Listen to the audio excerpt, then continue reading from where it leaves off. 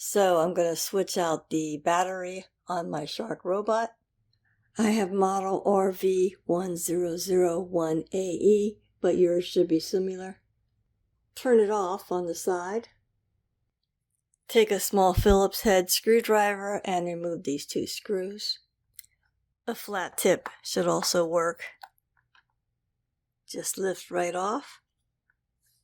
Pull the battery out with these tabs.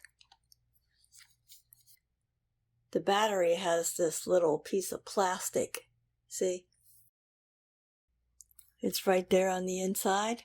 I'm going to push it in a little bit, and that should allow me just to pull this out. There. I got this replacement battery from Amazon, and it seems like they last about a year or a year and a half, depending on use, of course. So put this in the same way. It's keyed, so you don't have to worry about messing it up. But the tab goes toward the battery. I'm going to use the tip of the screwdriver just to make sure the connector's all the way in. There. And now, just place that in there. Put the cover back. Put the bottom tabs in first.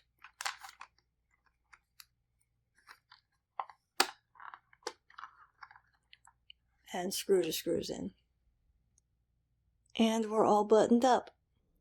So place the vacuum back on the base. Ignore all the spikes. We have a cat that likes to get up behind the TV. Turn it back on. And you'll see the battery indicator is charging. Very simple. I hope this is helpful.